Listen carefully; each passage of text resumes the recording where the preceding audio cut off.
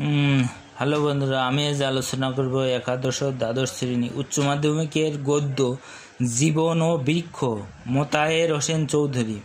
লেখক পরিচিতি: মোতায়ের হোসেন চৌধুরীর জন্ম 1903 খ্রিস্টাব্দে নোয়াখালী জেলার কাঞ্চনপুরে।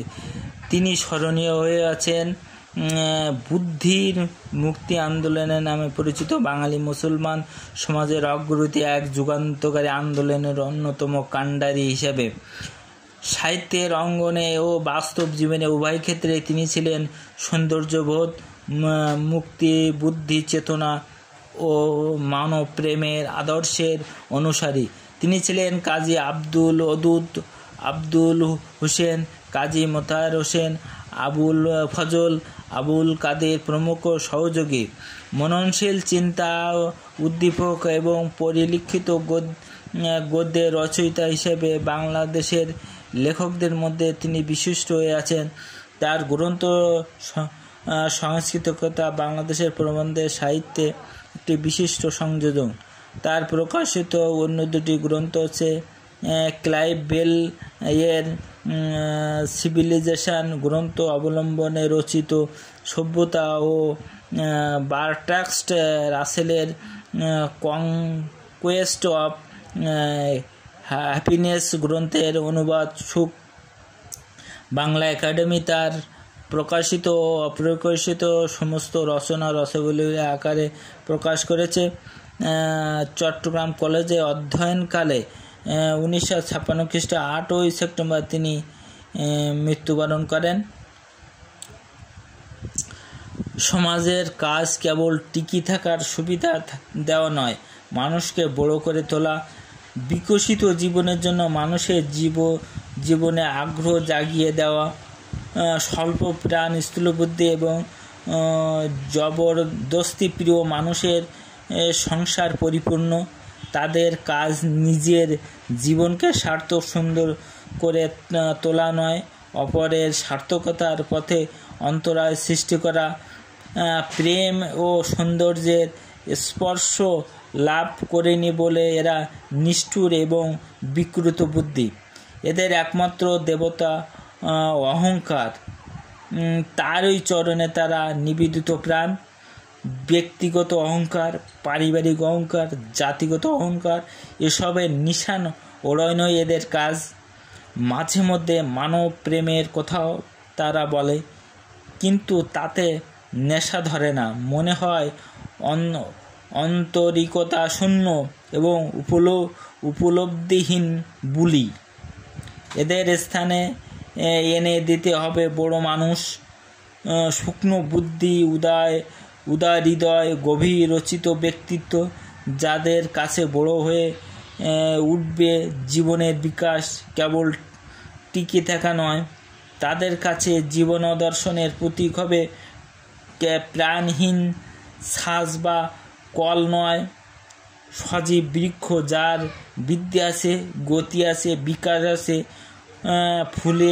ফলে পরিপূর্ণ হয়ে অপরের সেবার জন্য প্রস্তুত হওয়া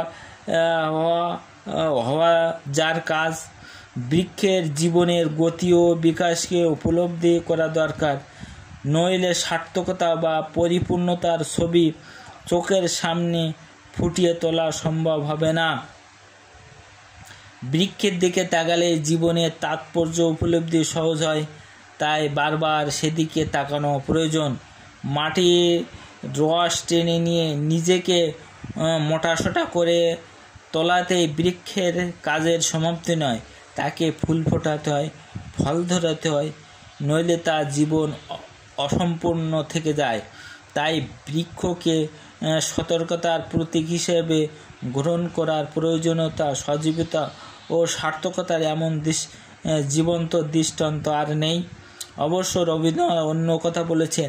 ফুলের বোটা নদীর গতির সঙ্গে তুলনা করে তিনি নদীর গতির মধ্যেই মনুষ্যত্বের সাদৃশ্য দেখতে পেয়েছেন। তার মনে মনুষ্যত্বের বেদনা নদীর গতিকে উপলব্ধি হয়, ফুলের ফোঁটায় নয়। ফুলের ফোঁটা সহজ, নদীর গতি সহজ নয়, তাকে অনেক বাধা ডিঙানো, দুঃখ পেতে হয়।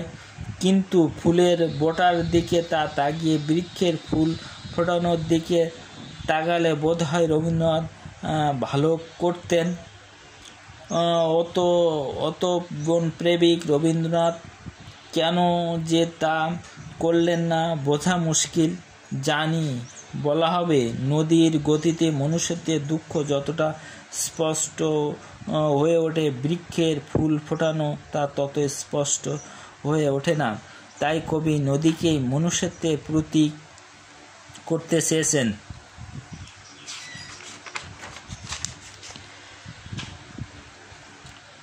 উত্তরে বলবো, চর্মচক্ষুকে বড় না করে কল্পনা বা অনুভূতির চক্ষুকে বড় করে তুললে বৃক্ষের বেদনাও সহজে উপলব্ধি করা যায়। আর বৃক্ষের সাধনায় যেমন একটা ধীরগতি ভাব দেখতে পাওয়া যায়, মানুষের সাধনা তেমনি একটা ধীর স্থির ভাব দেখতে পাওয়া যায়। আর এটাই হওয়া উচিত নয় কি? অনবরত ধেয়ে চলা মানুষের সাধনা হওয়া উচিত নয়। যাকে বলা হয় গোপন বা নীরবতা সাধনা, তা বৃক্ষের অভিব্যক্ত, নদীতে নয়। তাছাড়া বৃক্ষের সার্থকতার ছবি যত সহজে উপলব্ধি করতে পারি, নদীর সার্থকতার ছবি তত সহজে উপলব্ধি করা যায় না। নদী সাগরে পতিত হয় সত্য, কিন্তু তার ছবি আমরা প্রত্যক্ষ দেখতে পাই না। বৃক্ষের ফুল ফোটানো, ফল ধরানোর ছবি কিন্তু প্রত্যহ চোখে পড়ে। দোরের কাছে দাঁড়িয়ে থেকে সে অনবরত নতি শান্তি ও সেবায় বাণী প্রচার করে। সাধনার ব্যাপারে প্রাপ্তি একটা বড় জিনিস। নদী সাগরে পতিত হওয়া সেই প্রাপ্তি স্পষ্ট হয়ে ওঠে না। সে তো প্রাপ্তি নয়, আত্মবিসর্জন। অপরপক্ষে বৃক্ষ প্রাপ্তি চোখের সামনে ছবি হয়ে ফুটে ওঠে। ফুলে ফলে যখন সে পরিপূর্ণ হয়ে ওঠে, তখন আপনা থেকে বলতে ইচ্ছে হয়, এই তো সাধনার সার্থকতা। বৃক্ষের প্রাপ্তি ও দান, সৃজনশীল মানুষেরও প্রাপ্তি ও দানে পার্থক্য দেখা যায় না। যা তার প্রাপ্তি তাই তা দান। বৃক্ষের পানে তাকিয়ে রবীন্দ্রনাথ নিশ্চয় অন্তরের সৃষ্টি ধর্ম উপলব্ধি করেছেন। বহু কবিতা তার পরিচয় পাওয়া যায়, কিন্তু গদ্যে তিনি তা স্পষ্ট করে বলেননি। বললে ভালো হতো, তাহলে নিজের ঘরের কাছেই যে সার্থকতার প্রতীক রয়েছে সে সম্বন্ধে আমরা সচেতন হতে পারতাম। নীরব ভাষায় বৃক্ষ আমাদের সার্থকতার গান গেয়ে শোনায়। অনুভূতির কান দিয়ে সে গান শুনতে হবে, তাহলে বুঝতে পারা যাবে জীবনের মানে বৃদ্ধি, ধর্মের মানেও তাই। প্রকৃতির যে ধর্ম, মানুষের সে ধর্ম। পার্থক্য কেবল তরুলতা ও জীববস্তুর বৃদ্ধির উপরে তাদের নিজেদের কোনো হাত নেই। মানুষের বৃদ্ধির উপরে তার নিজের হাত রয়েছে। আর এখানেই মানুষের মর্যাদা।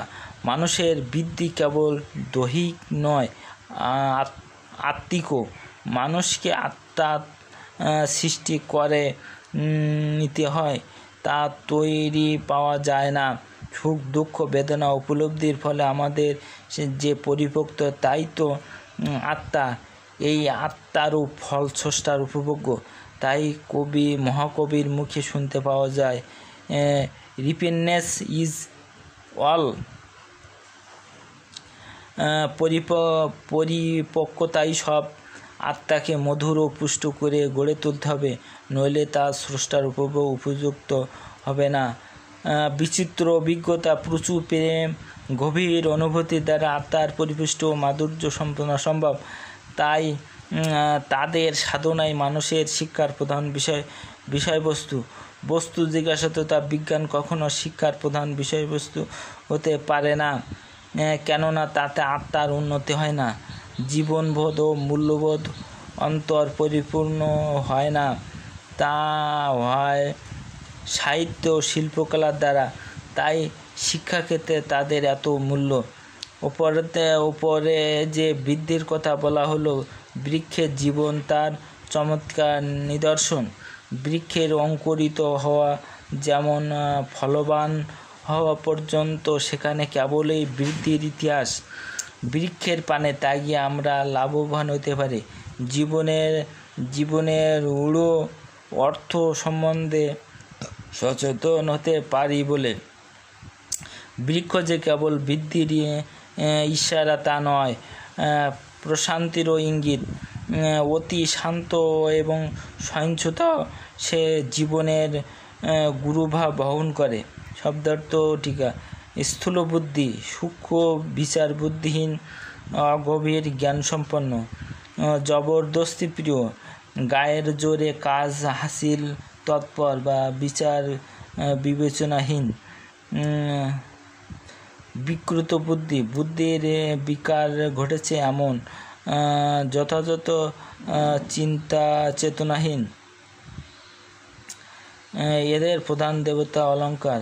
যথাযথ বিচার বিবেচনা ও চিন্তা চেতনাহীনতা লোকেরা এত গর্বভেদ হয়ে থাকে যে মনে মনে যেন অহংকারী তাদের প্রধান উপাস্য বা দেবতা।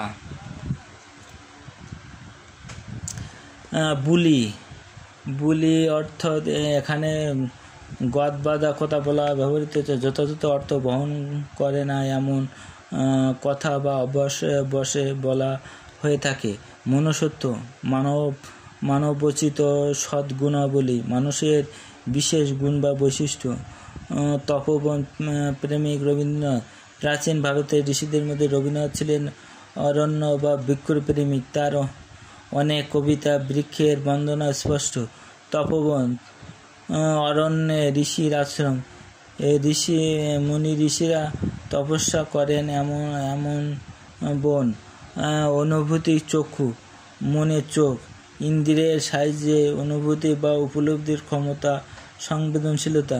নতি, অবনত ভাব, বিনয় বা নম্রতা। বৃক্ষের প্রাপ্তি ও দান, বৃক্ষের অর্জন হচ্ছে তার ফুল ও ফল, এগুলো সে অন্যের হাতে তুলে দেয়।